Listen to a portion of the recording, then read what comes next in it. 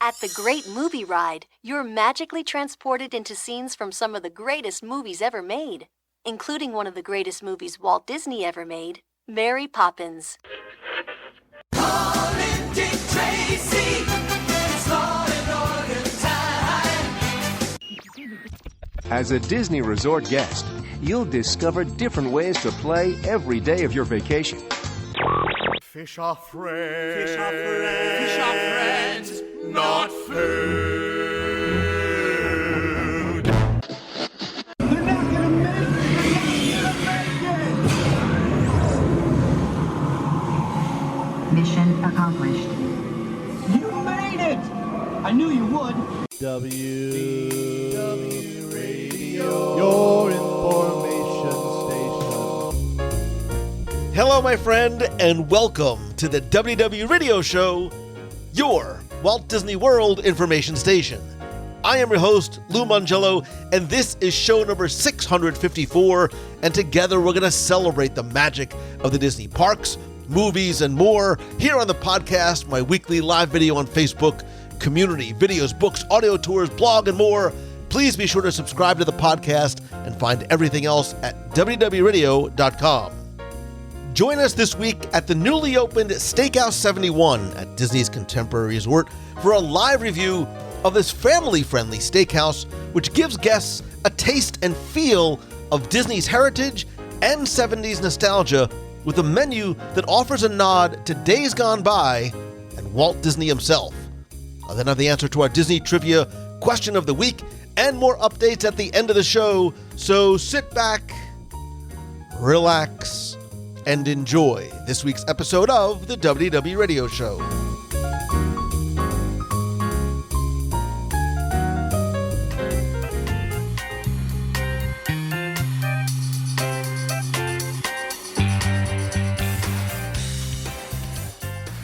As part of Walt Disney World's 50th anniversary, we received so many new updates, changes, improvements, and experiences, including one that comes with a little bit of bittersweet as we sit here in the newly renovated and newly opened Steakhouse 71 on the first floor of Disney's Contemporary Resort.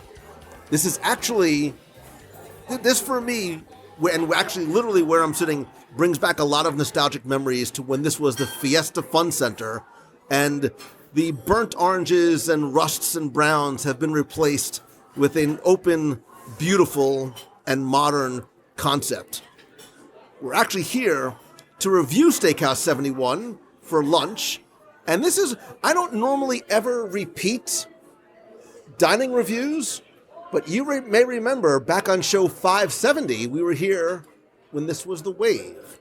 And I have actually been here not once, but twice already, and loved it so much, I needed to bring and share the experience to you and with you. And I certainly cannot do it alone, because it's really awkward when I order 6 entrees for just one person, which is why I have brought back some friends to join us here at the table. And coming back are the same people who were here on show 570. I still believe in ladies first, gentlemen.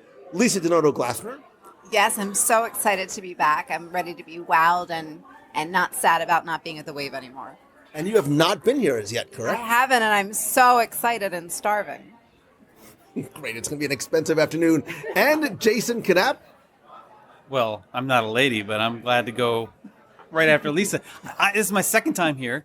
It's so good, and I'm so excited about seeing your reaction and your reaction and your reaction to this place, and I love it. Spoiler alert. Yeah. And part of the trio that was here last time is Kenneth Johnson. Hello, everyone. And Lou, thank you very much. Like you, I'm having a little bit of bittersweet memories here. I'm saying a tearful goodbye to the bao buns and a few other items on the menu of the Wave, and also remembering the Fiesta Fun Center. But I am really excited about this menu. Can't wait to try it. And I am a firm believer in the more, the merrier. And coming back to you might remember her from shows such as the live walk-around review of the Epcot International Food and Wine Festival, Ashley Coggin. Hi, everybody. I'm really excited. I haven't been here yet either. This is my first time back as the refurb for Steakhouse 71, so I'm starving as well. And I can tell by this menu, I think we're going to be in for a lot of culinary delights today.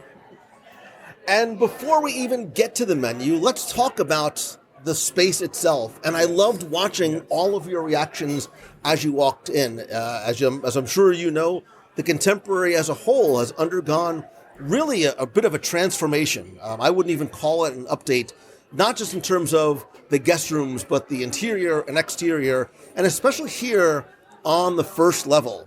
There's this wonderful, cool, retro, mid-century modern type vibe that has not only wonderful clean furnishings, but more importantly, not just throughout the lobby, but in that entranceway to Steakhouse 71, there are photographs of pre-opening and opening day and the dedication of Walt Disney World, which really helps to set the stage for what you find when they come inside Steakhouse 71. So let me know thoughts first on just the aesthetic and the vibe itself.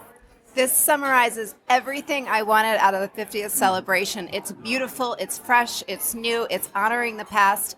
It feels like, you know, when you do a remodel on an old home and you do it right and you do it in a way that doesn't undo the past, it honors it and kind of freshens it up and makes it new again. It feels like an old home was restored properly. That is very well said, Lisa. Very nice. I love that. And I want to piggyback on that in saying that it's like a modern nostalgia and mixed together. I love Mary Blair. She's one of my favorite Disney artists, and I feel like she's essence throughout this entire restaurant. I love Space Mountain. It's my favorite ride, and seeing it and all the artwork and little tidbits and the colors in here, I think they did a really great job. I love it. Yeah, the thought I had as I was coming into the lobby, and it's so bright now and cheery, and there's so many references to the monorail, which was the sort of attraction to the Contemporary in the beginning and the big selling point. Hey, it's a hotel that the monorail goes through. I thought to myself, this is what should have been here all along. And I thought so many wonderful thoughts I had coming in here and feelings. It's just the perfect introduction to a great meal, I hope. I like all of that, plus the nods to Roy Disney that I think you don't get a lot of in the parks and the resorts, and so that they're featuring him in the space as well as you enter, kind of does take us back and reminds us of sort of how we got here. And I also love, and we'll talk more about this, but how they've married everything. They just brought everything together in terms of the nostalgia piece as well as what Disney represents to us now. Well, it's interesting because we've been talking about how for the 50th anniversary, obviously you're not going to please everybody, but there's been a lot of discussion about the sense of nostalgia, and for some people, the feeling that there's a lack thereof in terms of, I mentioned on the last show, I would love to have seen a little bit more Walt, a little bit more references to Roy, and I love the fact that it is paid tribute here in permanent form, right? It's not something that's sort of just here for the 50th anniversary. While I miss the cool vibe of the blue rooms and the lounge, I love how clean and open, even just having the clear glass in between the lounge and the dining room, the light blues and the tans and the whites, that gorgeous mural on the back wall, which could be closed off for a private dining area, even the lighting fixtures. There's just something super cool. And for a windowless room, this seems so much more bright and cheery than it did before. Yeah, actually, you mentioned the same thing, that there's no windows in here, but you almost wouldn't get that feeling. Right. That's one of the reasons why I only came for breakfast at the Wave, because at dinner, I want to be able to see my food, and now I can actually see it, so this is great. Well, and I think, sort of transition us from the look and feel to the important part, which is the menu. There's even a bit of that nostalgia that's married into the menu itself as you start to look through the items. And while, look, with anything that changes, there's going to be things that we've lost along the way.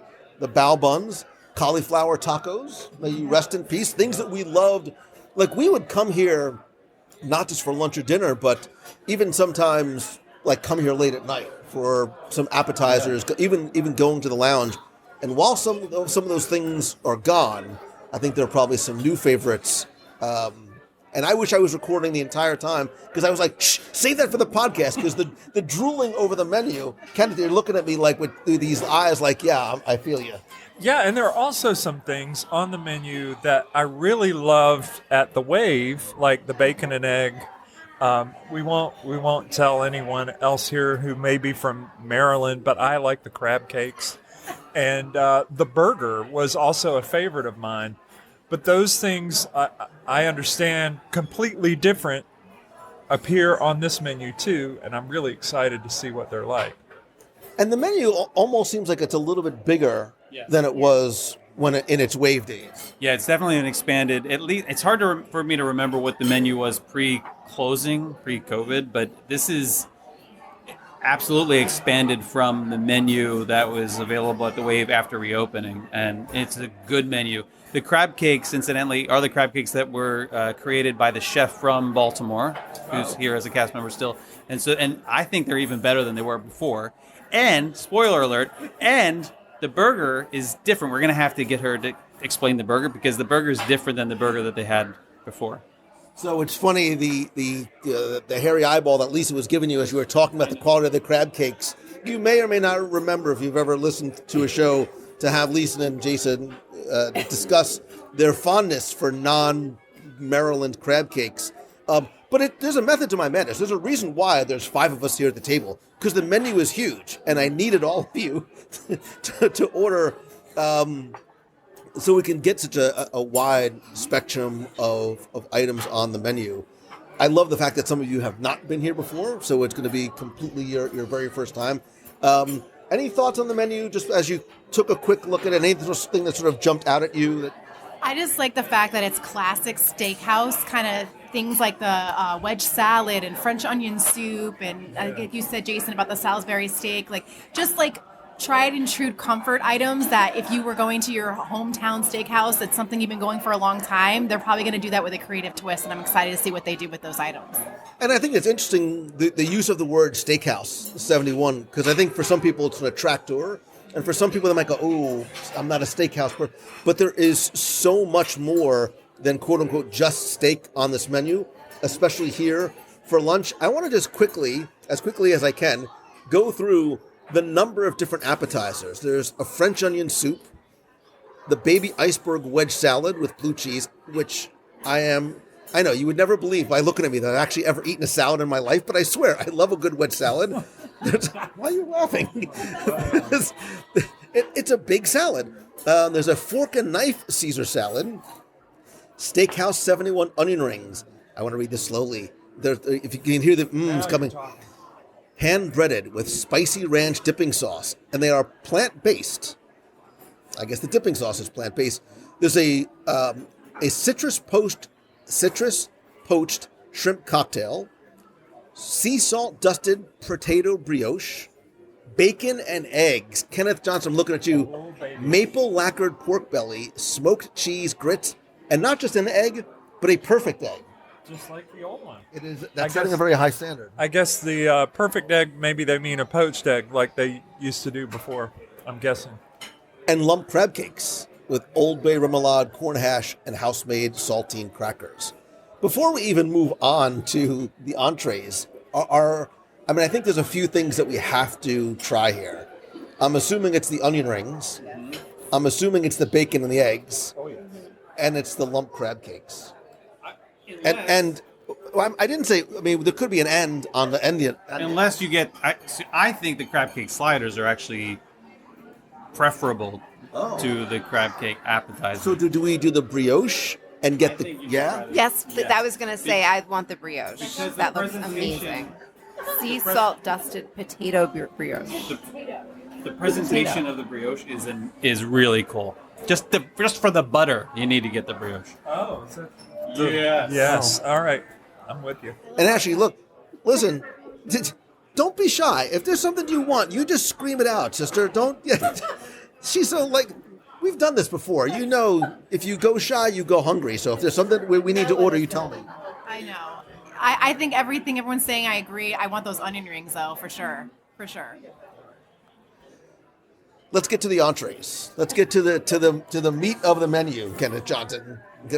There are crab cake sliders, lump crab cakes, Old Bay remoulade, tomato and pickle slaw on a brioche bun, served with a petite wedge salad, Parmesan fries, or pasta salad. That comes in at $19. The prime rib sandwich, shaved prime rib, caramelized onions, herb aioli, provolone cheese, arugula. Not yet. We're still reading the menu. Christina, I know it's a big menu and a big salad. And he talks a lot. And wait, what? There's a Horseradish cream. I moved on. The Steakhouse 71 Stack Burger. I try not to sort of read ahead. I have heard nothing but rave reviews, including the best hamburger in Walt Disney World, period. One thing I didn't have when I was here I didn't have the burger yet. I didn't have it either. I'm getting the burger. A signature blend of beef, American cheese, lemon aioli, red onion, house-made pickles. Kenneth, I'm reading fast, so you can... On a brioche bun. 45 minutes and we're still not going to be A turkey club, quiet. With oven-roasted turkey, applewood bacon, lemon aioli, etc., $15. There's a fish sandwich. I'm going fast. Fish sandwich with an Old Bay remoulade, a gourmet grilled cheese, toasted brioche, Gruyere, smoked Gouda, shredded pork belly. Caramelized onion jam. Oh, yeah, now all of a sudden the eyebrows go up. Steak frites, hanger steak, garlic, Parmesan, waffle fries, vegetable Wellington, Jason's not. Really good. It sounds like it wouldn't be, but because it's vegetables, but it's really, really, really, really good. And finally, there's Salisbury steak. And this is what I mean. Like, the Salisbury steak, the vegetable Wellington, like, these are all things that sort of remind me of, like, the 70s. Like, as a kid who grew up in the 70s, and I love that fact that they've just simply tied into that time period.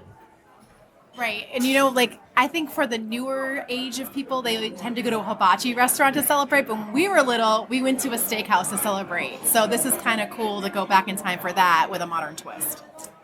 Beefsteak Charlie's in Plainfield. I'm sure you're not there anymore. But it's true. They're leveling up all these like classics: turkey club, fish sandwich, grilled cheese, Wellington, Salisbury steak. Like if you didn't read those titles, you wouldn't think that that's what they're called because the descriptions feel a lot fancier than that. But that's very cool. And the vegetable Wellington is brought to you by the same chef who imagined up the cauliflower tacos, which you remember how good those were. So I'm saying, don't knock the plant-based on. No. I'm not. Listen, I'm not knocking anything. So, ladies first. What do you see on the menu that appeals to you? I mean, we're obviously going to be sharing everything. So, I don't know. Now that they're talking about this vegetable remoulade, with the Wellington, or rather, I think that's kind of interesting. Like if they can pull that off to be something sustainable, and sometimes with vegetables, you eat it, then you're hungry again afterwards, and. Kind of pastry takes care of that. Okay, so that might work. So I think we need the crab cake sliders, the prime rib sandwich, the burger, obviously, the fish sandwich, the grilled cheese, and the vegetable Wellington, and maybe the Salisbury steak. Wait. I heard a word though that I didn't understand. Share. What was that? It's, can someone define that? I'm just not. I'm not up for that. I don't know. It's an approach to dining that lets you get everything on the menu. Oh, okay. I like it. There are 9 entrees on the lunch menu, which that's a lot. It's like, and especially over the last few years, some of the Walt Disney World menus have gotten a little bit smaller. They've gone from a 2-pager to a 1-pager, especially around lunchtime. The fact that there's 9 lunch entrees, not including appetizers, is a lot. That being said, I think crab cake sliders, I agree. Prime rib sandwich. Obviously the burger. The fish. The Wellington. And the what? It's the same list. No, wait, I want to make sure. Wait, because there's a part of it that also wants the grilled cheese, too. That's exactly what I just said. That was the list I just said. But then what about the Salisbury steak? Exactly. I said maybe the Salisbury steak. There's only 5 of us. Wow. The prime rib sandwich, maybe get the Salisbury steak? I've had the prime ribs. But these 5 are not normal True. people. Yeah. Prime rib sandwich. But I mean, since when do we not get everything? We didn't get everything. We're leaving off several things. We're leaving off the Turkey Club. To help support the show, you can be part of the WDW Radio Nation by going to wdwradio.com/support. This meal does not come complimentary to Walt. I can live without the Turkey Club. No, well, And I mean, even the fish sandwich. I think. All right, why don't we try this way? Why don't we go process of elimination? We have 6.5 on our list right now. Why don't we nix the we could nix the Turkey Club. Nix the steak free. I mean, can you really make a puff pastry without butter? Come on. So do we? So do we nix the steak frites? Yes. Or, yes. And you get the prime rib sandwich, I think. Yeah, I don't think the steak frites are going to be. Now she's going to come over and be like, "Oh, the steak frites are the best thing on the menu." Well, I mean, it's. Wants to bring them out. We're happy to eat It is a steakhouse. I'm just saying. That's the dinner version. That's when we have to come back for dinner to try all the steaks on Dad's dime. See? You know, the only time I've ever had that is in a TV dinner. Oh my God! Remember those? Yeah. So delicious. Actually, Right, the Stouffer's TV dinners. And then there was either like the little apple pie or the chocolate pie, and I would switch with my brother when he wasn't looking. Watch Battlestar Galactica. Oh, we just bonded. Oh, can you switch seats with Jason so he can sit closer to me? Oh. For me, it was $6 Million Man. I'm a little older. Somewhere in my archives, I still have the Steve Rogers action figure, the 12-inch.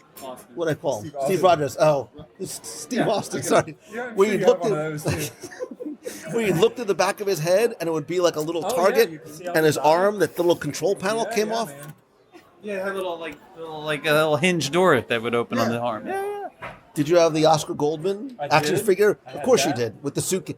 He has no superpowers, just a suitcase. Yep. And I a had the nice little- tweed jacket. I had the little movie camera that showed the opening credits that you could watch, you know? the best thing about this conversation is that I'm not hungry at all. Now we're ready. All right, Christina. This is my third try trying to get your kids going. I know, I'm sorry. They talk so much. Is it done? Christina. Yes, I love you, Christina. All right, what are we getting? All right, don't judge us. I'm just going to look at your face for reactions, though. Crab cake sliders, please. Okay. Do you want appetizers first? Oh, yes, we do. Okay. Sorry, I got excited. We're going to do, And these are all to share? yes, please. Okay. The onion rings, the bacon and eggs, and the brioche, please. That looks amazing. Awesome. We would also like, as entrees, the crab cake sliders. So the crab is the entree? Yes, please. The sliders. We would like one crab cake slider, one prime rib sandwich. That's one crab cake slider. I'm just going to bring you one slider out, and I'm going to eat the other one. Tiny knives. we would also like the legendary Steakhouse 71 stack burger, please. What side do you want? Oh, we would like the Parmesan fries, please. And what side do you want for the crab? The Parmesan. Can we get waffles? Can we try the waffle fries too? Those are the Parmesan fries. Okay. They're waffle. Okay. And for the prime rib? A pasta salad, please, just so we can say we tried. For some variety. Right. Okay, what else? Did we get the fish sandwich? No. Fish sandwich, please. I think you said, should we get the fish sandwich? Do you want the wedge salad with that? Yes, please. Someone's excited. about Yes, the wedge. because we're obviously eating healthy today. We would also like the gourmet grilled cheese. Oh my. What? Didn't you say that we wanted the grilled cheese? Yes, Yeah, of you course. need the grilled cheese. You need the grilled cheese. And am I Fries or with what? fries, please? And am I doing Wellington or Yeah. steak or both? You're doing both. Salisbury, right? You have to do both. We have to do the Salisbury vegetarian. was the most popular dish in 1971. Yes. So Oh, we that's why gotta it's on do the that. menu. All right. Gotta do that. Wellington and Salisbury steak, please.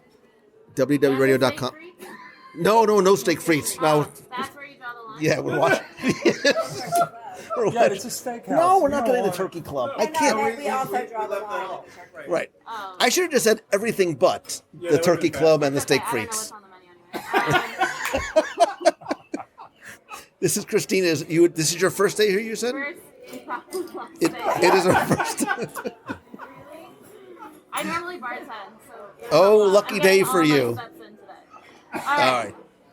So I'm really excited about this food, but I'm just excited that both this resort and the Polynesian have come back to life. The remodeling that they were doing over there on the entryway and the monorail station is done. And I was over there last night, and it's just milling with people again. And you know how the check-in for Ohana is just crazy, and there are tons of people there, just like old times, you know. And I can see that same thing here, and it's just really just warms my heart.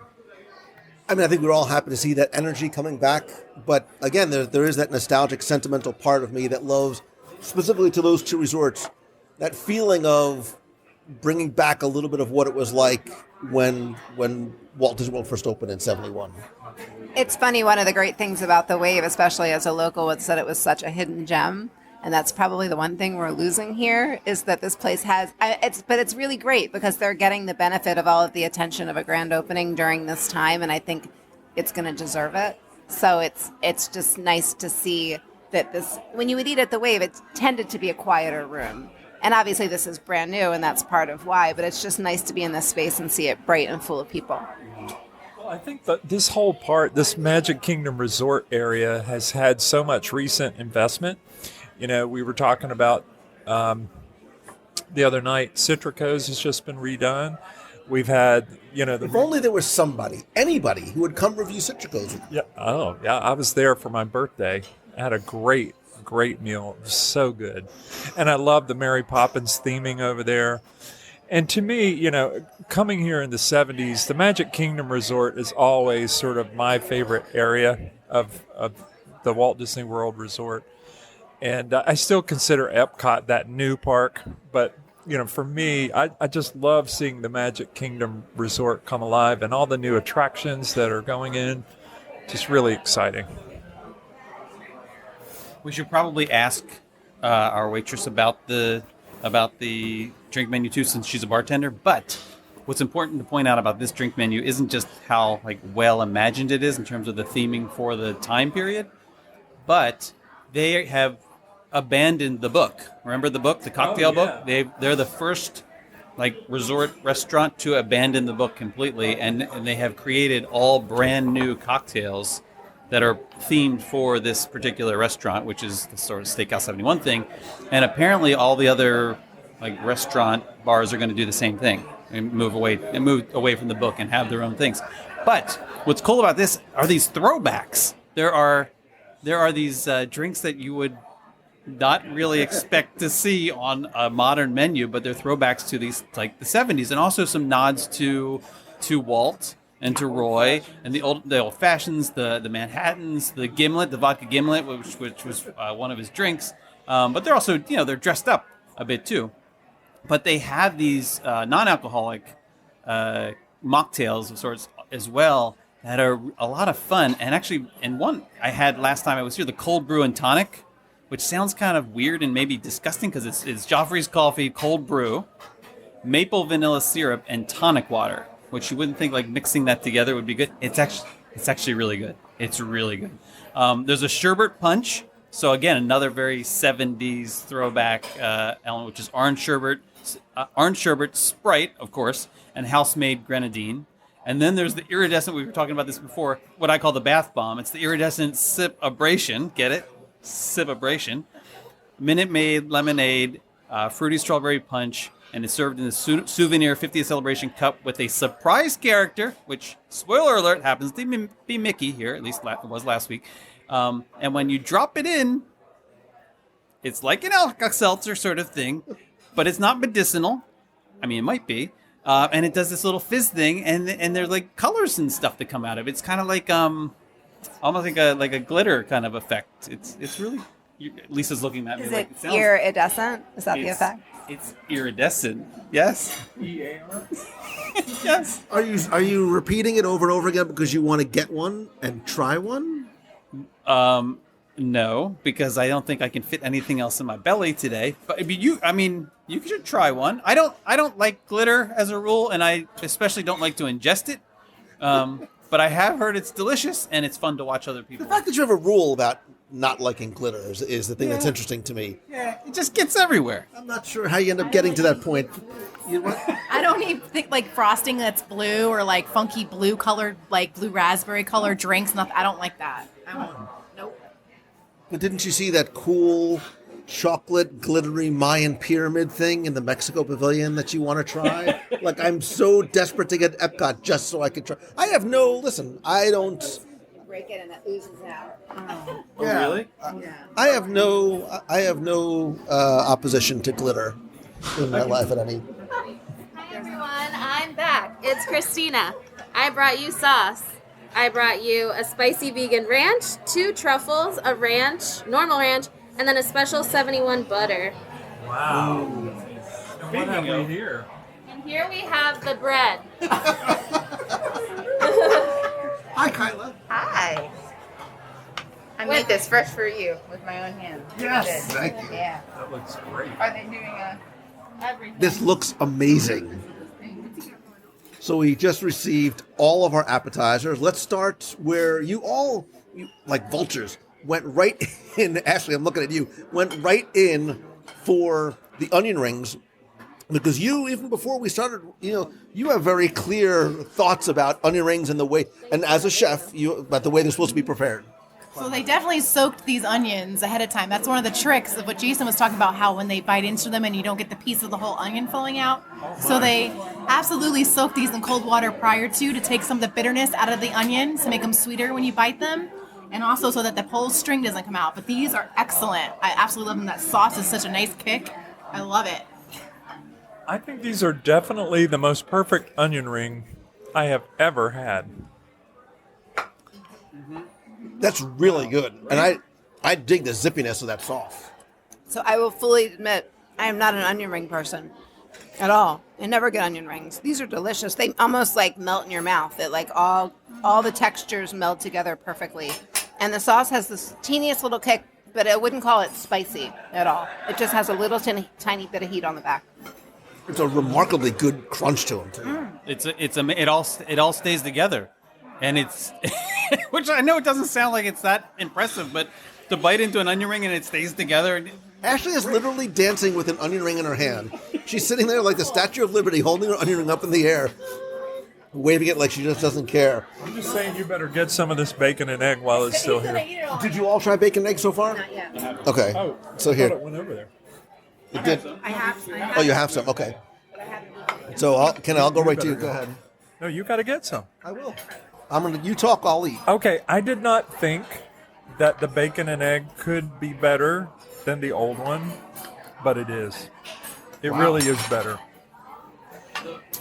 The maple glaze. Yeah. Describe how it was prepared and presented. Well, just like the old one, the perfect egg does refer to a poached egg, and they always nail it. And you get a nice runny yolk onto this beautiful polenta, or as we say in the South, fancy grits. But there is this wonderful reduction made from the fat of the pork that really just seals the deal. It's so good. Your eyes are literally rolling back in your head.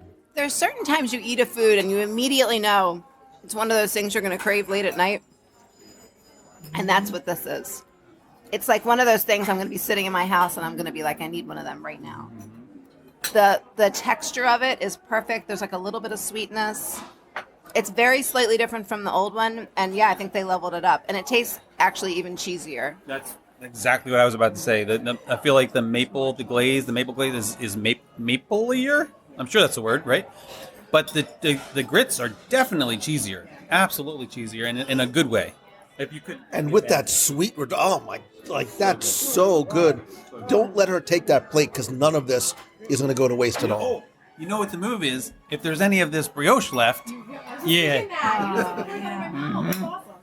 Kenneth, notice that we left this in between you and I, so it's within arm's reach. Strategic.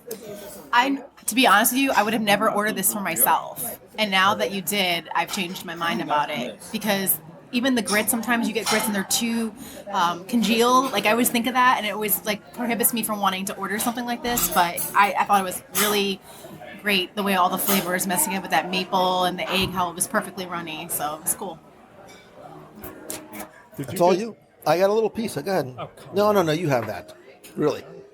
Talk to me about the brioche, which comes with 2 different types of spreads, but then she also brought 5 additional. Yes. I think I think the additional might have been for the onion rings, but I'm not sure. I'm sure they're delicious. This brioche, this is so good. It has a nice kick of rosemary, which I love. And the tomato is in it. Is it salted butter or is there garlic in the butter? Is it just salted? This is incredible. It's really good. And I like that she brought us extra sauces to dip our brioche in. And I swear, if you don't get the brioche when you get the bacon and eggs, then you're doing it wrong. You've got to get both so that you can... Yeah, I think you have to. I was going to say, we don't need the sauces because we're going to dip the bacon and egg leftover. Yeah. Wait a minute. I'm going to take my first piece of brioche and I'm going to dip it in this. Oh, look at this. Why are you putting... Sorry.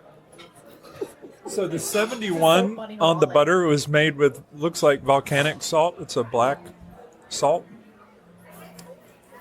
which to me just makes it heaven.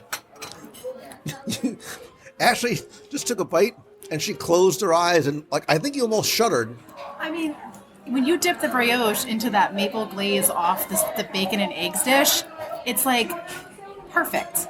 It's like a nice kiss of the sweet and the savory all together, and it just melds so nicely into a perfect bite.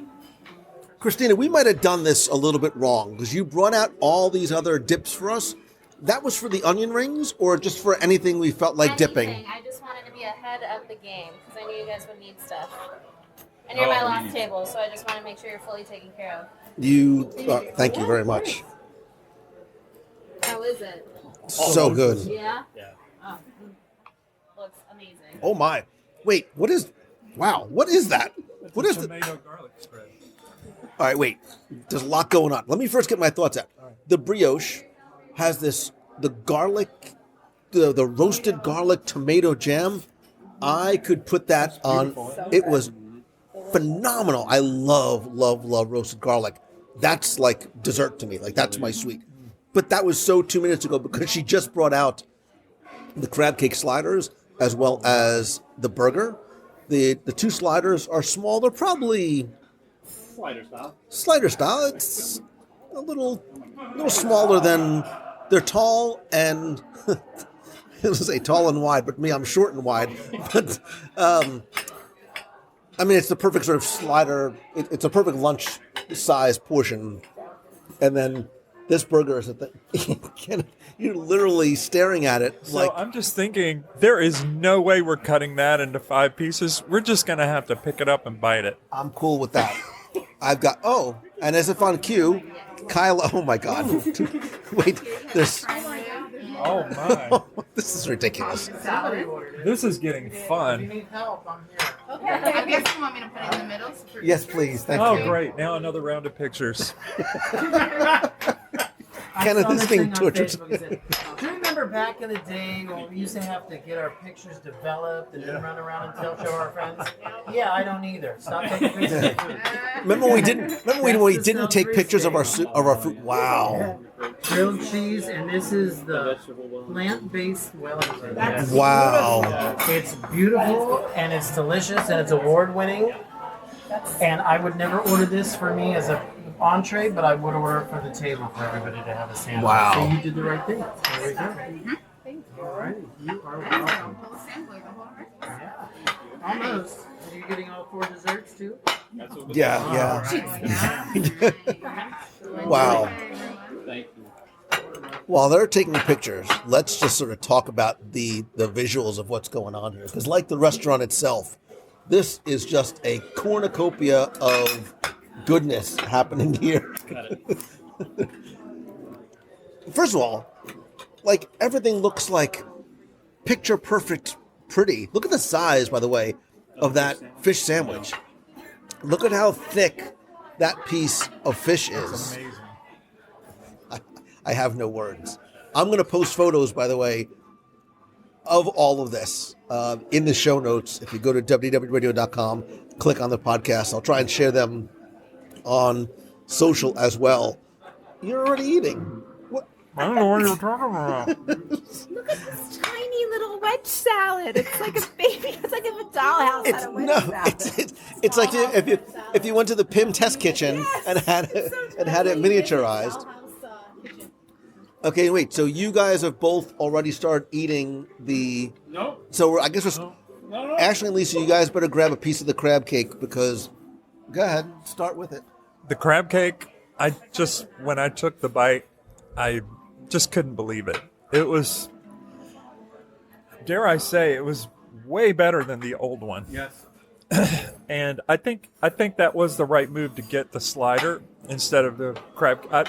I'd love to see how they plated the appetizer, but that was a little bit of all right. It's really good, and I know I've created this this belief that I don't like any crab cakes on Disney property, which is almost true. But this crab cake slider it's worth coming here just for that as an entree. It's so good. It's really good. What is that little bit of sweetness that I taste in there? Crab. That is, there's something sweet, and there's a wonderful textural crunchiness that's with that too. That's a crab cake. That's a good crab cake. That's actually what a good crab cake tastes like. It's crunchy on the outside. It's sweet because you get the sweet from the blue crab meat on the inside. It's sweet, and you get a little bit of the spice from the Old Bay, and the bun is really good too. Yeah. I have such a nice flavor that's just sort of sitting on my palate right now. I love Old Bay. I like to put in my French fries too, so I just like that little zing at the end too. But he's right; it's perfectly crispy on the outside and nice and sweet on the inside. So they're cute. I'm really curious to hear about what's coming next. It's all right. Yeah, there's a shocker. I mean, it's fine, but I like a back fin lump crab cake. It tastes good. It's got a nice texture, but to me, I don't really taste the Old Bay. I think I need a lot of Old Bay to really taste it. I think Jason actually licked all the Old Bay off the piece that he gave you. That's why. All right, where do we move to next? I think we should try the Wellington before it gets cold, Yeah, because okay. I have Okay. a feeling that's going to be better. I'm going to need you to slice all that. Maybe while they're doing that, we should also start slicing up some of these other ones too. Yeah. So we're starting with the vegetable Wellington. First things first, presentation-wise, very, very beautifully plated. Thoughts? On the presentation? Yes. On taste? Yeah, I think it's as good or better than the cauliflower tacos ever were. It's really fun. I love that orange sauce. Don't know what's in it, but it's great. Yeah, I'm getting a strong tapenade. I don't know if it's in the sauce or inside the Wellington itself, but there's a strong olive. Do you like it? Because you don't like olive. I really, really like it. And if you didn't tell me that it was a vegetable Wellington, I almost wouldn't sort of know that it was a vegetarian plate. Disney has been consistently hitting it out of the park with their plant-based options. I mean, if Kenneth likes it, it speaks volumes. But my one recommendation, if you're going to any restaurant at Disney, always ask for the plant-based option in addition. If you're going to a buffet, a family-style place, get one of your orders plant-based because it's usually some of the best stuff on the menu. Oh, Tusker House. Yeah, we did it at Tusker House. Yeah, it's a romesco sauce, so it's like a red pepper sauce that they've pureed. But I love this. I would order this.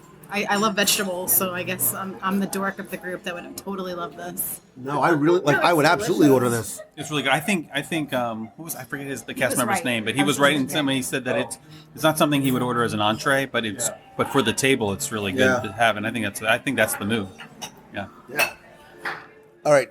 Next, We got a lot of cold we food have here. we gotta have get we have going. 5 more plates that we need to eat from. Let's get to the burger. We want to get to the burger next because poor Ken has been eyeing this thing.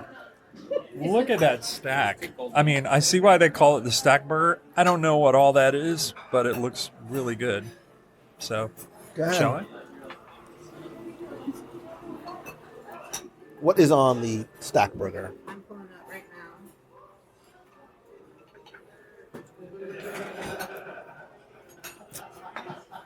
Ashley has to eat fast. She's like, wait, I'm still on the Wellington. So it's a signature blend of beef, American cheese, lemon aioli, red onion, house-made pickles on a brioche bun served with a choice of petite wedge salad, Parmesan fries, or pasta salad. There's a lot going on in there. And even though the burger was well done, there's so much creaminess in the stack that it's not dry at all. There's a lot of flavor there. I would say the flavor profile is not that of a hamburger, though. I think it's kind of like, if it were a hamburger, it would be a Big Mac. There's just so much creaminess in there. But it just tastes, I don't know, not like a hamburger, but very good. Very good. It's there's a lot of juice there, and all the sauces and the pickles on top of it. I think and the cheese is just melted all throughout. I love when they cover the whole meat patty instead of just getting a tiny thing of cheese. It's like covered in cheese. Excellent. So, if you love a good cheesesteak, you're gonna love this hamburger. It's the texture and the American cheese. Like it's delicious. It's a little rich it's delicious, but I don't know if I could eat a whole burger just because it's so rich. But I would say like it's more texture and taste of a cheesesteak. Kenneth just went in for a second bite. He thought I wasn't watching. It's like the commercial. It's not a hamburger. It's a steak burger. It's really, really, really, really good. That would fill you up fast. That burger. To quote a fine American statesman, that is a tasty burger. It's not what I was expecting. I think that I think you're right. You come in sort of expecting, when I say pedestrian hamburger, and it's not. You can almost tell that it's a handmade patty or multiple patties. I actually like the creaminess of it. That's really, really good. Yeah, I see why you went back for a second. It with the cheesesteak. That's what it's like. It's more like a cheesesteak than a burger. Don't get us wrong. I feel like we're understating how good it is, because we're a little bit taken aback by it. It's delicious. It's very rich. I came into this meal starving, and I can even say, I would share that burger with somebody. Jason, do not go. What are you doing? Don't go back to the crab cake. We still have 4 more things we haven't even tried yet. It looks so lonely. It's I want to apologize right now to whatever it is that we try last, because by the time we get there, we're going to be so full. But it's okay. Where are we going next? Salisbury steak. No hesitation. Kenneth's just directing. You can leave that burger. Oh, wait. Wait a second. Look at this. Oh, the fry paper. Look at how cool the fry paper is. It has all the old tickets on it. For those of you kids who don't remember, when you went to the Magic Kingdom, you used to have A, B, C, D, and E tickets in a ticket book. And to me, if it didn't have grease spots all over it, I would take this home. It's really cool. That's really cool. I like that. Instead of a piece of newspaper rolled up, you get a retro 71 logo, Magic Kingdom and Walt Disney World logo in there. Too. So we're eating the Salisbury steak now, and this actually reminds me a lot of the meatloaf at 50s primetime. I do like it. Did you do like it? Looks like maybe somebody else at the table doesn't, unless I'm reading her face wrong. It's good. It's not it's probably not the thing I'd come here for, clearly, but it's tasty. If you're having a nostalgic vibe kind of meal, it tastes like a Salisbury steak TV dinner. Yeah, it's really it's better than Stouffer's for sure. And there's the pile. Look, the plate of mashed potatoes. This Salisbury steak is piled on top of this, and the little crunchy onions, the little fried onions on top. It's so comforting. This is comfort food 101. Stick to your ribs. That's exactly right. I thought about this. I ate this and I immediately got I haven't had Salisbury steak probably since I was a kid. And it reminded me of being at home at night, making a TV dinner. Steve Austin. Right. It even has the skin on the mashed potatoes that you peel off the top.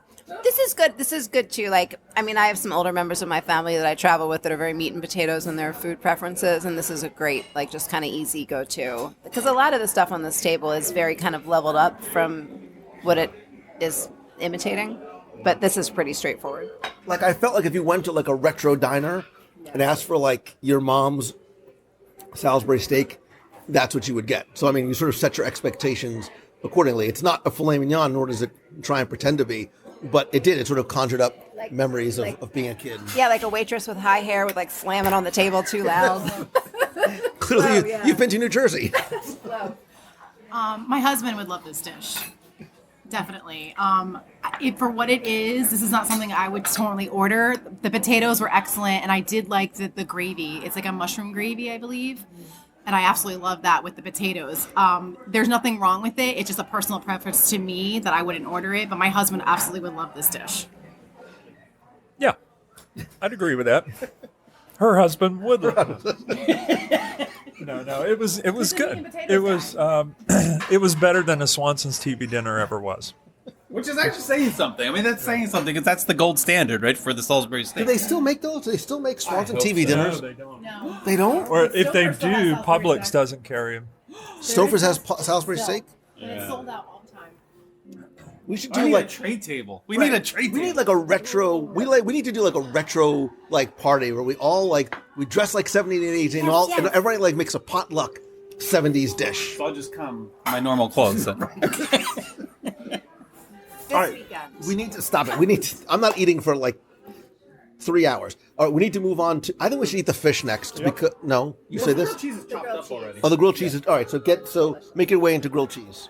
This is the gourmet grilled cheese, toasted brioche, Gruyere, smoked Gouda, shredded pork belly, caramelized onion jam, and arugula served with, again, like the choices. This is so good. Like, I would come here all day for this. I have 3 words for you, Christina. I love you. I love you. Caramelized onion jam. 6 words together Good. make even more sense. Right, 3 words, double. Wow, that's really yummy. I don't want to take anything. Don't take anything. I wouldn't even take that yet. Yeah, no. Bring out your dessert. No, we're not. We haven't even tasted everything yet. Oh my goodness. We're almost there. Oh, that's so We're not even close. Yeah. Poor Christina, I think she wants to go home. I think we're shifting. I have another shift at Animal Kingdom lunch. Oh, we'll meet you there. Okay. At the bar. That's really. Okay, I'm going to be the one to say it. It's quite Gouda. Oh my! You made me stop for that. Nothing. He didn't say anything. That caramelized onion jam, I want to put it on sandwiches and everything, salads. Oh my gosh, it's phenomenal.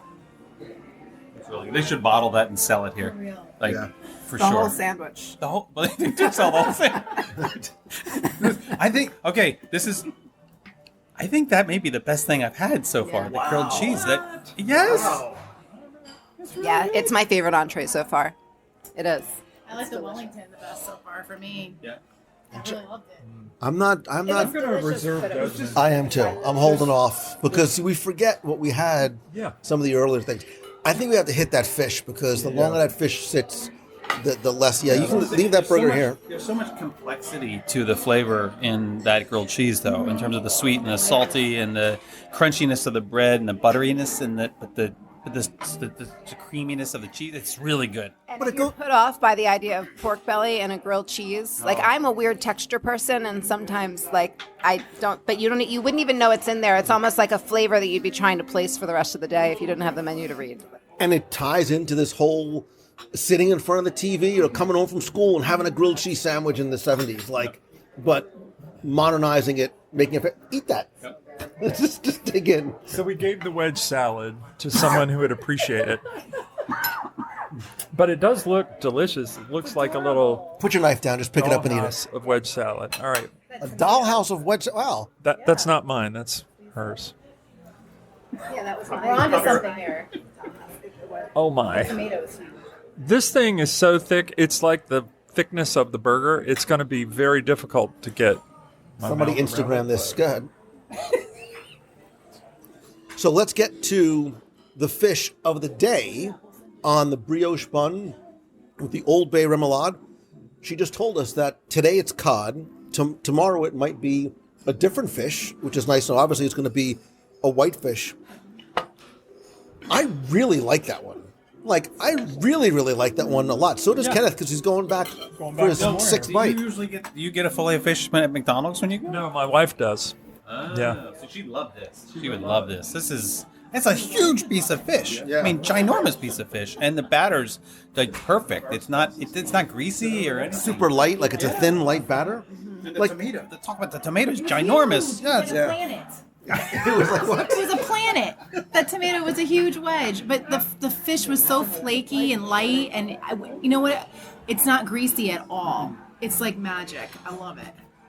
I was not expecting it to be that good. It looked like it was almost going to be a little bit dry because it was such a huge piece of fish and it was just kind of sitting there in between the brioche. I like how it was like sitting there, just like patiently waiting, sort of very nonchalant, not showy, not like, hey, look at me, right? And then we were like, oh, I guess we're going to try the fish sandwich now. And like, oh, it's really good. I love the that pickle. remoulade is delicious yes, too. I like it a lot. I just love how light it was. It wasn't what I was expecting it to be, and it turned out to be like a highlight dish for sure. Like I'm just literally picking out pieces of like huge white flaky. It's not like a chopped fish. Like it is a fillet. It is a fillet of fish, but it's delicious. Like even without the bun and everything else. If you're wondering sort of what vibe it is, it's absolutely a leveled up fillet of fish. It's so good. The fish is great. It tastes great with the cod. I'm sure they use a mild fish no matter what. But she wasn't dressed up. She wasn't showy. She was just kind of chilling on the side, waiting. She rolled in. And we ate her a little bit cooled off. Yeah. So I'm sure fresh out. And we didn't even touch on the Parmesan fries that Kenneth ate. I think. Kenneth, did you really eat all those Parmesan fries? If they didn't, then I must have. I just have one. I've just been silently eating them while everyone's He's been. doing his job. You're like the silent killer over here. You're just sort of quietly doing your thing. We still have one more. We have one more sandwich to go.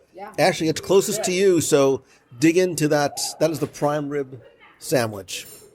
Right, I want you to just bite into that wonderfully toasty, crunchy roll. This is the part I've been waiting for, the potatoes. I mean, the pasta salad. Yeah, I can't wait. What? Well, we haven't tried the pasta Just pass it around. Just give it to Kenneth, and we'll just sort of make our way. Prime rib sandwich. Yum. We'd like it. I'm going to bite from the... Bite whatever you want, huh? I like the fact you can hear the crunch of a good piece of bread, which is sometimes difficult to get in Florida because it's the water and the bread doesn't rise in the same way. I think maybe we should have tried that sooner. This is really good. That's what I mean. Something had to be last, and I think sort of almost, I don't want to say suffer by being last, but I think it probably suffered from being last. It's good. Well, I mean, to be fair, we usually save the thing that looks like almost the best and richest for last because you kind of want to build up to it. So it was sitting for a while. It's good. It's really good. You can tell it would be delicious if it was hot still. And I think that it is missing the au jus sauce. The au jus that was served with the French dip that was at the wave before, I think would pair perfectly with that. So that's what they need. I actually expected it to be an au jus, which is probably just poor reading skills on my part, but it doesn't. I feel like it needs a dip. If it had a dip, it would be perfect. It needs something to kind of pull it all together. But the pasta salad is delicious. It's for real. See, you made fun of the pasta salad, and now look who's laughing.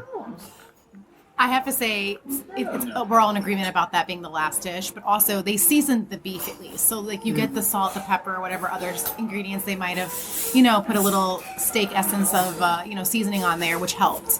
But I do agree that it needs definitely some kind of, like, dip or something to moisten up the bread. I would not know that it's prime rib. I'll say that. It's not as rich as what I would expect. It's not a slice of prime rib, that you should know.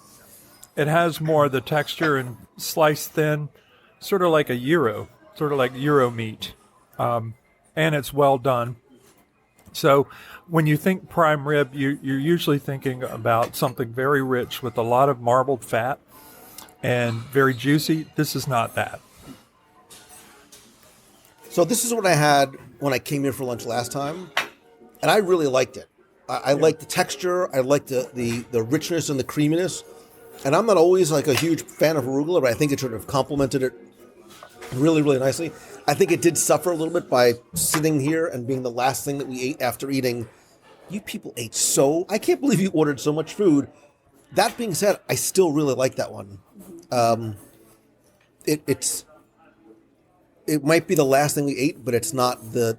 If I had to rank all the things that we ate, it would not be the lowest on my list.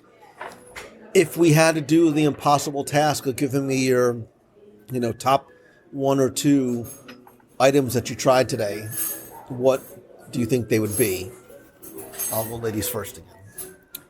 So, what was the first thing that we ate? I have no idea. I can't The remember. crab cake. Oh yeah, no, so Okay, never mind. So we had. I just to make sure I didn't forget anything. No, I was being serious. So my favorite crazy is the grilled cheese.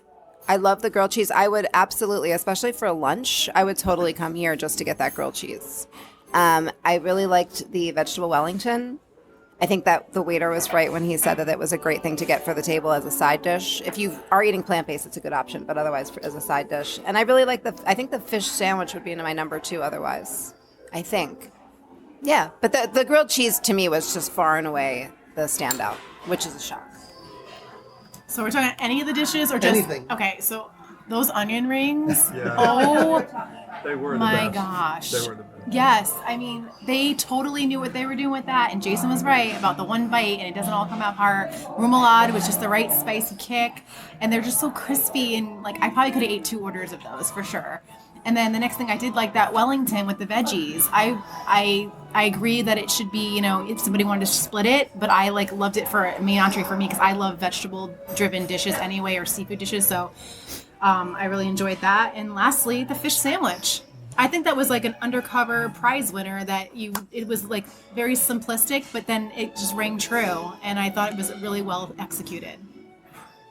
I'm sorry, you cannot amend. I know we were talking about There's no appetizers. codicils to your... I can't not mention the pork belly. Oh my gosh, that was mine. And I can't not mention... Please, you already had your...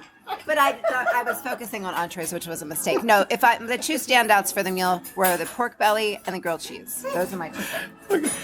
I think if it's 2 of you coming, you get the grilled cheese and you get the crab cake sliders, which is, I can't believe I'm saying this, and then you split that because you get 2 of the sliders and 2 halves of the grilled cheese. That grilled cheese, I think you should get it as an appetizer. I think you should get it as an entree and maybe even take it home for a nice little dessert later on. It's so stinking good. I'm going to make that jam at home now. I'm going to figure that out. Yes, make that jam at home and then come over. Well, going With the jam. last, I will.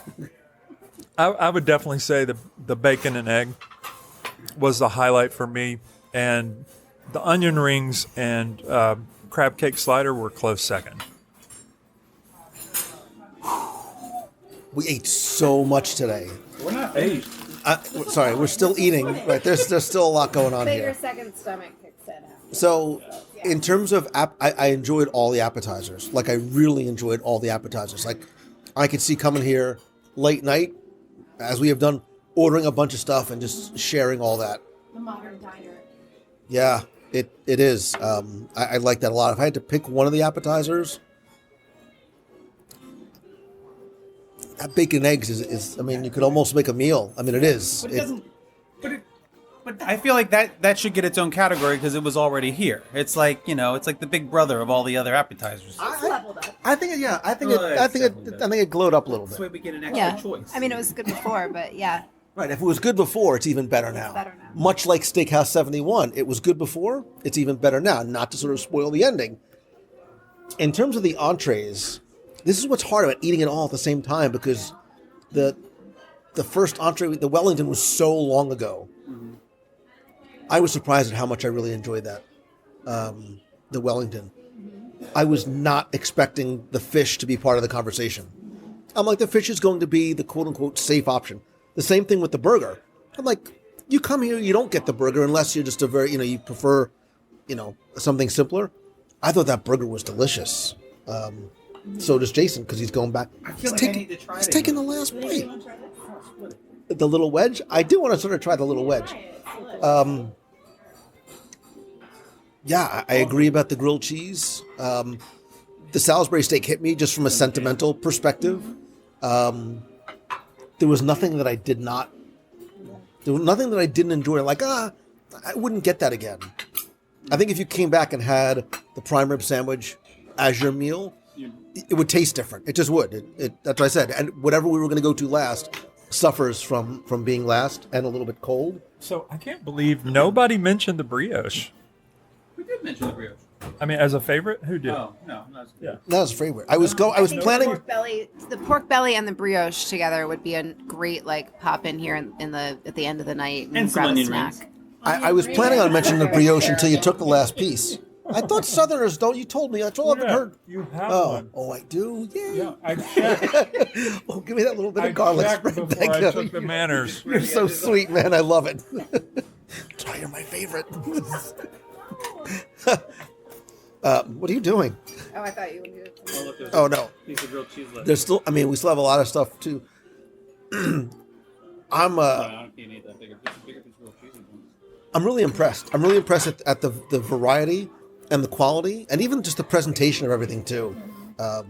Yeah, I would say just total experience. This is one of the best dining experiences on property, without question. From walking in and feeling all the nostalgia wash over you, all the wonderful, brightness, and the way the hotel lobby and the restaurant has been redone. The menu was just perfectly executed, and the dishes were well edited and selected. It was just a great experience. I have a surprise for you, too. Yep. It's called dessert. Is that coming? Yeah, all of them. All of them. I think this is the best lunch option in the Magic Kingdom. In the Magic Kingdom vicinity? Yeah. Because you can just walk. Right. I think you should take a break anyway. You can walk over here. You can monorail over here and walk back. It's really close, and it is worth taking a little stroll over to the Contemporary to enjoy this. And all the entrees, too. If you just pull up the prices again, all the entrees came in $15 to $19, I think. The Wellington is one of the more expensive items because it's the same price on the lunch and dinner menu. That's $26, and I believe that the steak, which we didn't get, is also $26. I believe. Yeah, so everything is kind of in the range of, $19 for the crab cake sliders or prime rib sandwich. The burger's $20. The turkey club goes down to $15. Yeah, the most expensive things on the menu are the Wellington for $26 and the steak frite for $26, and everything else is below that for lunch. And I also think everything is. I think all the portion sizes are shareable. Like that fish sandwich is a really big fish sandwich. Yeah. And surprised, I could easily see coming and order a couple of these things like this and sharing it with somebody too. Yes. You have to bring other people because you won't be able to choose, and then people will judge you when you order as much food as we did. Yeah. Like that fish sandwich is straight out of Homecoming as far as the level of quality and the style, that simple, soft bun, perfectly cooked meat. It reminds me of some different restaurants, but it's like somebody walked into the Wave and figured out everything that was right and everything that was wrong. And kind of tweaked what needed to be tweaked, the brightness and all that. It matches what they've done with the rest of the space here in the lobby area and the art and the lighting and everything else. Everything has just been plussed. Yeah. I'm still breaking off little pieces of tender fish and eating it like it's candy. It's so with no sauce, with no breading on it.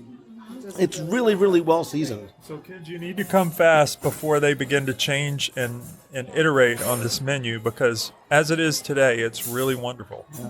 I know for dinner reservations, they tend to fill up quicker than the lunch ones, so you have a better shot probably getting a lunch reservation. But overall, at the atmosphere of this place, it's very chic but comfortable. You feel okay being here when your park clothes are hanging out. You don't have to be totally dressed up or anything. But the artwork and all the colors, it's just an overall great experience. But you could. You could come here for date night or a group of friends or... Christina, here's a question for you. Which you may or may not be able to find the answer to. The lounge, when it's open in the evening, Yeah. do you have access to this menu from This you? menu, no, it has its own menu. So if you are from a certain generation, the word ambrosia does not just mean food of the gods, but it's something that you remember from your childhood. It's probably something that your mom or your grandma made when company came over. Company's coming over, right? And ambrosia was this weird concoction of like fruits and coconut and like marshmallows on top. I was never a big marshmallow guy. The ambrosia that's here is very different. We keep using leveled up. It's very different than what your mom or your grandmother made. This is a coconut chiffon cake, a mandarin curd with compressed pineapple. Again, plated very, very beautifully with this almost this. Is that a raspberry sauce? Is that like a raspberry? Coulis. And this, what do you call it? What do you call the shell? Sort of this crunchy exterior shell. It's like a white chocolate. Like a white chocolate shell. It's not the ambrosia that I was used to, and you are making the yummy sound repeatedly. It's delicious. It has that like cool texture that like old school ambrosia had with like the coconut shreds and the pineapple. It's really, really light. I think this and your grilled cheese, like marriage of flavors, absolutely perfect. Yeah, it's really it's light and can I say it's light and rich at the same time because it's not heavy. It has some chocolate on the outside. I guess that's what it is, but it does have all the flavor profiles of the ambrosia of the 70s of your child, but it's it's almost like deconstructed in a way, and you can taste each piece individually, I think, in a better way than you get in a classic dessert. Yeah, I was shocked at how good that was. I did not expect it to be that good. It's very light and extremely flavorful. It's a fantastic dessert, especially in the hot Florida summers. That one will not leave you feeling weighed down. It's really good. Yeah, that citrus is a nice way to sort of punctuate all of the richness that we had with our lunch. I like how light it was and how this like little citrus undertones. And if you're with somebody too that usually doesn't like sweet desserts or anything like that, this is a perfect add-on to finish the night off of your rich meal, like you said. I like the fact that the textures are different. So you have like a little bit of the cake in there, and then like the smooth of like the mousse on top with the compressed pineapple, and it just like it melds really nicely and light and refreshing. So I was about to almost dismiss the creme. I am actually not a huge creme brulee fan. Like I don't normally love it. I don't normally get it. And as I said, I just need to taste it just so I can say that I tried it. This is so different because there's a chocolate layer in here, which gives it a whole different flavor. All of a sudden, I like creme brulee again. It almost tastes like old school chocolate pudding on the bottom, like denser.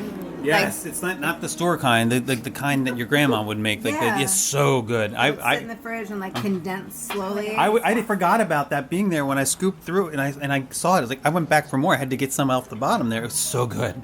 The chocolate, I really like that little bit of chocolate and the wonderful crunch of the layer on top. It's like a hidden little compartment for more dessert underneath your dessert. I thought that was really cool. I've never had chocolate mixed in as a second layer for that, so it was surprising to see. But really great for a creme brulee. I really don't have much to add, but except the chocolate was a surprise. I think so far, though, the ambrosia's better. Yeah, you were actually sneaking more ambrosia as we were talking about the creme brulee. Yeah. But speaking of chocolate and speaking of layers, all 15 of them to represent the 15 stories of the Contemporary Resort Hotel. The what? I know that there is. Okay. I was getting to the. I know. We kind of felt like that was more climactic. Oh. Yeah. All right. Oh no. Oh. It's all right. I'm not editing. We'll just keep on going. So I have been outvoted. They felt that the apple tart tatin with the caramelized Granny Smith apples, puff pastry, and blackberry gelato. I can't believe we're still eating, and we've been here literally. There's nobody else here except us, and like one or two. They're literally cleaning around us. Yeah. But what are your thoughts? So I'm admittedly. Mind you, you are no longer sitting up straight. You are now sort of laying back in the booth. Just why is this lunch different from all other lunches? No, so I'm admittedly past the stage of being able to ooh and ah over food. That being said, the apple is delicious. It's very, very good. And if that had been the first thing that we had eaten today, I would have been raving about it. Sorry. Like starting the food coma, like giddies. You're drunk on food. Literally. I am completely. How am I going to drive after this? No, the apple dish, I like the build to it. I think the dish itself looked really beautiful, how they stacked the apples so thinly sliced on the top, and you had that little quadrille of candied sugar at the top. The apples are cooked great. It's a simple apple dessert. I liked it. I would rather have chocolate cake. That means, Lou, hurry it up. Great news for you. Me? I am a big fat man. But you're happy. But yeah, this apple is delicious. Yeah. You're, like, I'm watching, because you've gone in like 4 times for this, but you're literally like, all of your movements are just so much slower than they were 3 hours We ago. have to point out this is a plant-based. That's the one he keeps going back for is the plant-based dessert, which I thought I would never. Yes, it is. No, she's wrong. It's the whole thing's plant-based, and I love watching you devour it because I think it's delicious. Like, Yeah, I think it's delicious. But it's delicious. It's wonderful, but you haven't tasted anything yet. Because that chocolate plant-based too? No. It was. It's parts of it are. Parts the chocolate. The chocolate I hear is plant-based. It's dark. It was plant-based at one point. But 97% plant. There's 15 layers here in this chocolate cake and there's 15 floors in the Contemporary Resort. How about that? I think you go one by one. Is what you do. I think you got to tilt this on its side. I think you got to tumble. I think you got to tumble the tower. And then just dig in. So, good. Since you have been, Wait. Did you take a picture? No, it's for your thing. It's gonna fall. nearly 4 hours later, in what is now a cavernous Steakhouse 71, we have reached the end of our culinary journey with the 15-layer chocolate cake. If you guys could wake up for 5 seconds and just give me final thoughts on the cake. Yes. Wow, really? That's deep. That's really... It's not as deep as that cake.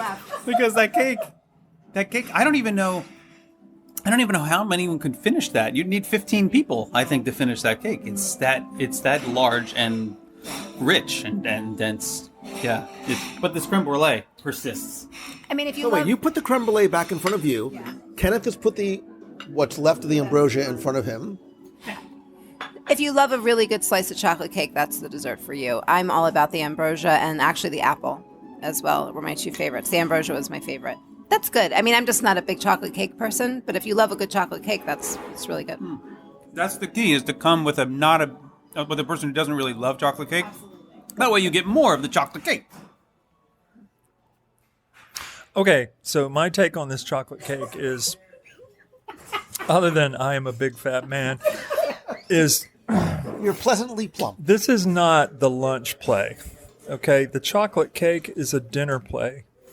And if you come in here and you've had a really nice steak and you ordered a nice full-bodied Cabernet Sauvignon or maybe a Tempranillo, and you've got about a quarter of the bottle left, this cake, it's a high cocoa, sort of bitter chocolate. It's not a sweet southern chocolate cake. And that bitter high cocoa chocolate would be wonderful with a glass of red wine after a steak. It also pairs deliciously with an unsweetened iced tea. As it turns out. But I still think that, I don't know, the creme brulee here may be my favorite dessert, which is kind of weird to say because that chocolate cake's amazing. But the creme brulee just keeps calling me back. I think that was 15 layers of perfect chocolate goodness, sweetness, loveliness. I love chocolate cake. So for me, this was something I would like to swim in the chocolate cake. So I could definitely finish that cake at some point, but not in one sitting like everything. But I loved it. The raspberry paired very nicely with the different layers of chocolate. And I totally recommend this to anybody who likes cake and likes chocolate for sure. So, as someone who, because I always say I'm really more of a savory than a sweets guy, but I really like the ambrosia. I was surprised how much I liked it. The creme brulee was a surprise. I could not eat that whole chocolate cake. Like the way splitting that chocolate cake with 5 people is, and we still. I mean, Ashley's going to take the rest home, but there's a lot of cake left. And if you plan on taking any ambrosia home, don't come with Kenneth. He already took it home. Yeah. I really like the apple thing. The apple thing is what I had the first time I was here. I love the apple. I think if I had to sort of just pick one dessert that I would really enjoy, and it's just a nice way to sort of round out my palate after lunch or dinner, I think it would be the apple. Yeah. Yeah, just depending on what I had for the rest of my meal, probably either the ambrosia or the apple would be awesome. And the apple actually also would pair beautifully with the grilled cheese if you wanted like a nice fall meal. Roundabout. Oh my God, I can't even think about grilled cheese right now. All right, give me your overall impressions of the updated Steakhouse 71 from the way it looks, the way it feels, and the way it tastes. Okay, so I would say overall that you're getting a plussed up version of the new space, that it pays so much homage to being an original OG of Walt Disney World itself from the 70s. You have beautiful art that's modernized, bright colors, the blue and the gold, and how luxurious even like the tables are now with the different seating and the rugs. The classics that they take onto the menu that they've totally, modernized and put different culinary twists on to make them more enjoyable to a modern take on things, I think. And with everything happening with the 50th and people are coming in, I think this is something you should definitely add to your to-do list. If you can't get in for dinner, lunch is definitely doable. And I think that people would overall just enjoy the atmosphere here with anything they have so much to choose from that menu from all different diverse, backgrounds of what you want to eat. So I really enjoyed it, and I'm glad that we all got to do this together. Yeah, I would just say everything about this experience, it's not perfect, but it's very close to perfect. And again, this is what should have been here, I feel. It's wonderful. Yeah, if the wave was like the ugly duckling that we all loved and was kind of like the local secret, like this is the swan that was like coming. Like this is a plussed up. It, like I said before, it feels like somebody walked into the wave who like knew their stuff and was like, keep this, and everything else has got to go. It's a great menu. It's true to itself. The decor somehow feels more authentic to the space than the wave ever did. This is great. I love that this is here. I'm like excited that this is here because it's so close to where we all live.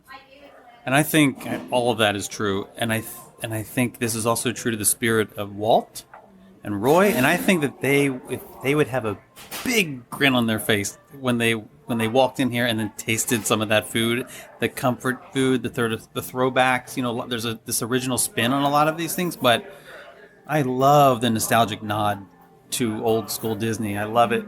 We haven't mentioned it, but maybe there's a nod here to the Concourse Steakhouse.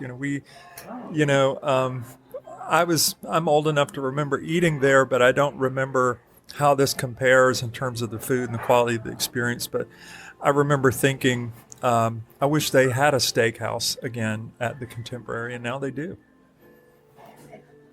I think Walt would have a table here. I do. I could see this being like one of like his sort of DL hangout with really good food and like just kind of classics. I think he'd have a table here. I could see that being. It would probably be this table because I dig these big booths. Yeah. Like I feel like Sinatra sitting in this booth, But I agree with everything that you said from the look and feel, and I've been here for breakfast. I want to come back for dinner, but I think the Wave is one of those few restaurants that you can come for breakfast, lunch, and dinner and enjoy and have a different experience all along. I think it straddles the line wonderfully between that restaurant that you can come to right from the parks in your shorts and sneakers, but you could also come at night and have, an elegant meal with family or friends, or even just come to the lounge and relax there too. I'm so full I can't even think. I'm just content. Like I'm very content right now. Yeah. Where does this sort of rank for you? I mean, and I know we're sort of, it's fresh, but if you had to sort of put Steakhouse 71 in the conversation, is it in one of those? Yeah, it's one of the better / best restaurants in Walt Disney World. I think it's the best lunch option in all of Walt Disney World right now, for sure. And we need to from a sit down perspective. Yeah, from a table service perspective, I think that we have to come back and try dinner because I think it's going to rank up there. Because Citrico's is my favorite right now, but I have a feeling this is going to be amazing for dinner. Yeah, absolutely. I already have reservations to come back next week for my husband's birthday, so that I was excited. That was going to be the first time trying it before you guys invited me to come out. But I think that this is a high recommendation for people that are looking for something that's like, middle moderate, that's not too expensive. If you want to have like a nice sit down experience and like get an overall good meal. Yeah, I think this is in a league of its own. I can't think of a restaurant on property that I would compare it to because it's so chill and so low key. It's really good food, but it's not the sort of food where I feel like it needs to be a special occasion for me to eat here. Like Topolino might be my favorite table service of the regular table service on property right now, but it's not like, do I like this more than Topolino? It's just a place that I would come on a very different, like I come here for a business meeting and know that whoever I was meeting up with was going to be happy with their options. Like I even dig the background. Somebody said it before. Like I even dig the background music. Like I really, really just enjoy everything about this. It's like a laid back thing with the comforts of having finer, pretty things around you. So it's like glamour with a comfort level. Yeah. It's comfortable. It's elegant, and obviously very, very delicious. I certainly want to know from you. Wake up. Are you still awake or are you in a food coma like we are? If you've been to Steakhouse 71 yet for breakfast, lunch, or dinner and let me know your thoughts, you can post in the clubhouse. I'd go to www.radio.com/clubhouse. I will post a link to this week's podcast and this question there. Or better yet, you can call the voicemail at 407-900-9391. Let me hear. Wait, call from Steakhouse 71 and give me your sort of authentic as it's happening review. And then when you're done with all that, please go and visit all of our friends here at the table, except Kenneth, because you still not. We have to just build you a website just. Yeah, I need something. I'm always so embarrassed at the end of these things. Yeah, we're gonna create an account just for you. But if you can, just quickly tell people where they can find you and why. Ashley, and my blog is A Cup of Charming. It's cupofcharming.com and A Cup of Charming for all the social media channels. I do a lot with recipes and food reviews and different local stuff too for Orlando as well as Disney. And I also do some travel stuff, sometimes here in Florida and other places too. So if you want to be into something like that, come out and hang out with me. I'm Jason, and I'm here with the Magic at all the places, Instagram and Facebook and YouTube. But you can go to herewiththemagic.com to start, and we're all about celebrating the quiet moments of joy inside the Disney spaces and outside. I'm at thecastlerun.com. 5 years ago, we walked away from a big law life. 4 years ago, we uprooted our lives and moved down here, and we kind of chronicle that journey and all the fun that we're having along the way. On the blog, The Castle Run. I'm also on Instagram as The Castle Runner, and I have a shop called Core Memory Candles where I sell all sorts of Disney-inspired olfactory delights. And I will put links to any and all of those in the show notes over at WDWRadio.com. This is a really nice day. Great food and great friends. Dad. Thank you so much for lunch, Dad. WDWRadio.com/support. Yeah, this was even better than I expected. And while the food was very good, it's being able to share it with friends makes it even better. So. Or you're right. That's it. You are a big fat man. .com. That's it. I'm a bigfatman.com. I love it. I don't know, like Rickroll you. Hey, you're the guy from bigfatman.com.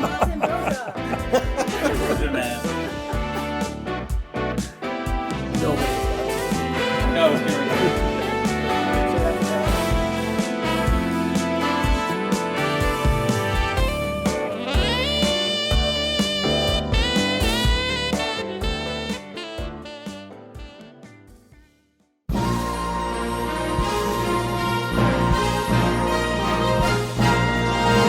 It's time for our Walt Disney World Trivia Question of the Week, where I invite you to test your knowledge of Walt Disney World's history, or just see how well you pay attention to the details in what you see, hear, or remember. If you think you know the answer, you can enter for a chance to win a Disney prize package. And this week's trivia contest is once again brought to you by you. And I mean that sincerely, because as part of the WDW Radio Nation, you literally help bring every episode of WDW Radio to life. Every live broadcast, every contest and giveaway, they are all thanks to, because of, by, and for you. And you can find out how you can help the show for as little as $1 per month and get cool rewards every month like scavenger hunts, trivia quests, group video calls. We have a private Facebook group, shirts, stickers, monthly care packages from Walt Disney World, and much more. And of course, don't forget that while this is completely optional, it not only helps the show, but a portion of your contribution goes to our Dream Team project to benefit the Make-A-Wish Foundation of America. You can find out more and sign up to be part of the nation by going to wdwradio.com/support. Now, before we get to this week's question, we're going to go back, review last week's, and select our winner. So last week we were talking about the past, present, and future of Walt Disney World, and I took us into the past and a bit of the present and over to Walt Disney's Carousel of Progress and asked you to tell me, what is the father holding in his hands in the opening scene of the Carousel of Progress?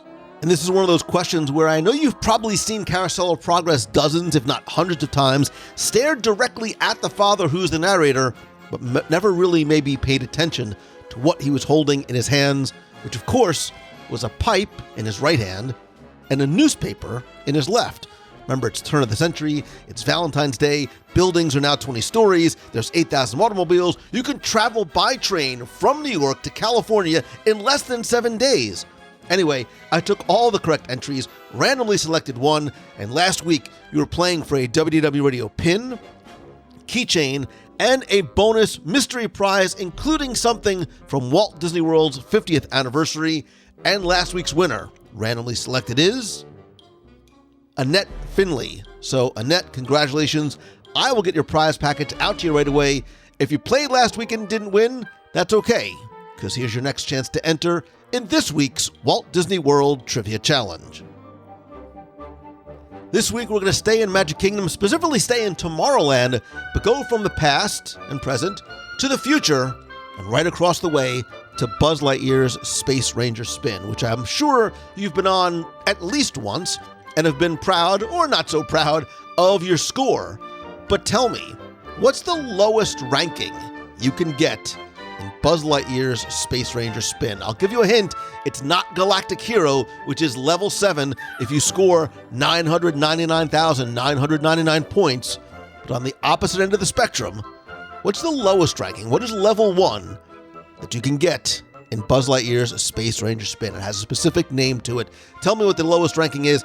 You have until Sunday, October 24th at 11:59 p.m. Eastern to go to wdwradio.com.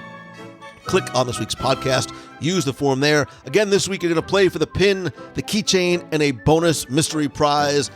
And don't forget, if you still haven't entered my special Walt Disney World 50th Anniversary Prize Package Mega Giveaway on Instagram, you still have a little bit more time, because this package includes a 50th Anniversary Iridescent Backpack, which you can't buy in stores, the Portrait of Walt Disney World, 50 Years of the Most Magical Place on Earth book, which is worth $60, the Delicious Disney Recipes and Storybook, which is about $35, Iridescent Mickey Ears, the October 1st 50th Anniversary Poster, the October 1st Magic Kingdom 50th Anniversary Commemorative Map, a vintage ticket book notebook, a 50th Anniversary Jeweled Notebook, a 50th Anniversary Beacons of Magic Poster, again, which you can't buy in stores, the Discover the Magic Autograph Book, Remy's Ratatouille Adventure Ear Headband, the D23 50th Anniversary Magazine, the Disney Plus The Stories Continue Collectible Magazine, and a very special item. I'm going to include a copy of the Master Planning of Walt Disney World, 58-page book published in 1969 by Walt Disney Productions with remarks by Roy Disney. It lays out all the plans for Phase 1 of the resort, including the land, the hotels, including the Asian, Persian, and Venetian, the future, Epcot, research, and much, much more. You can visit Instagram.com/Lou Mongello to enter. So good luck and have fun.